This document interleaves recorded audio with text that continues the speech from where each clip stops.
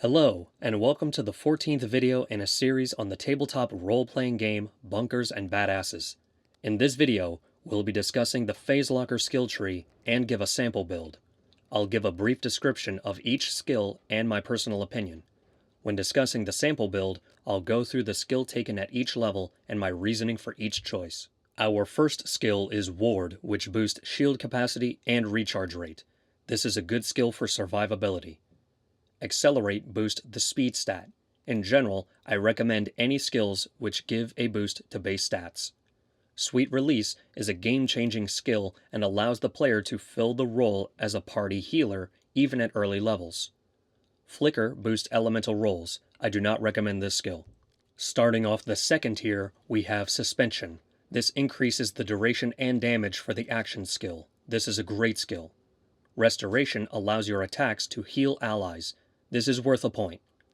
Wreck improves damage while using the action skill. This is very simple and effective. Immolate gives elemental damage while health is low. This is a very risky skill, so I don't recommend it.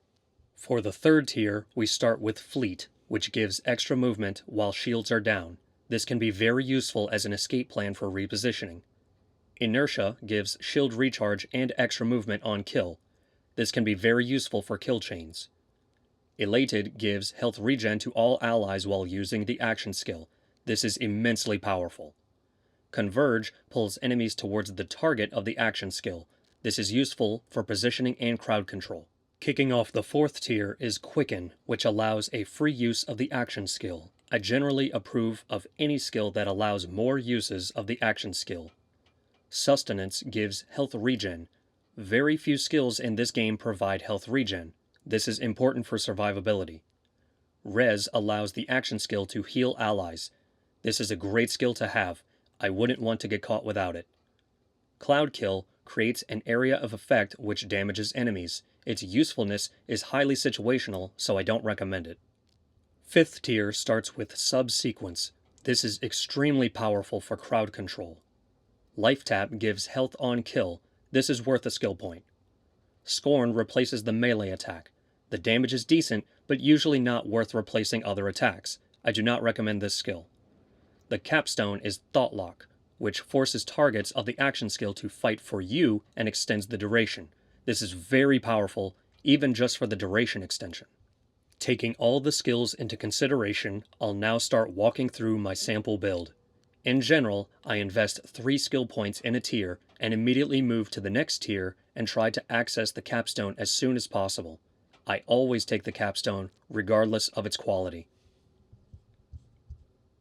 I start off the build with Accelerate to improve movement, dodging, initiative, and skills.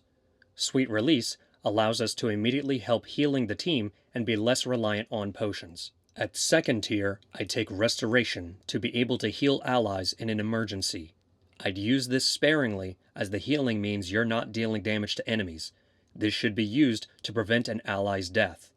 Suspension is useful for crowd control and will synergize well with the Elated skill later on. Wreck will be good for improving damage while using the action skill. For third tier, Elated creates a dramatic increase in healing. It bypasses the normal rules of health regen. Converge will give us better crowd control and positioning. Fleet is a very important skill to have in an emergency. With fourth tier, I take Res. Using this skill also means the action skill is not being used to heal the whole party or control enemies. This skill is most effective in situations that are dangerous and do not have enemies to target. Quicken is important to try to immediately gain battlefield control. Sustenance is useful for survivability and can be vital if you're playing as the party's healer. Down at fifth tier, I start with Life Tap to increase survivability. Subsequence is useful for its synergy with other skills, but it can be affected by enemy positioning.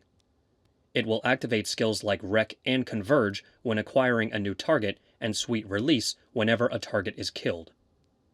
At the capstone, Thoughtlock can be used to quickly turn the tide of combat.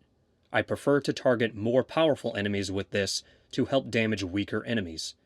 Next, I take Inertia to help with movement and survivability during kill chains. The remaining levels are used to round out the established build. I prioritize crowd control, then healing, then damage, then survivability. This build is meant to be an effective healer and crowd controller, but other skills can be taken for a more damage-centric build. That's all for this build. Let me know what you think of this build in the comments below. In the next video, I'll discuss the 9th of my class builds with the Psycho. Thanks for watching.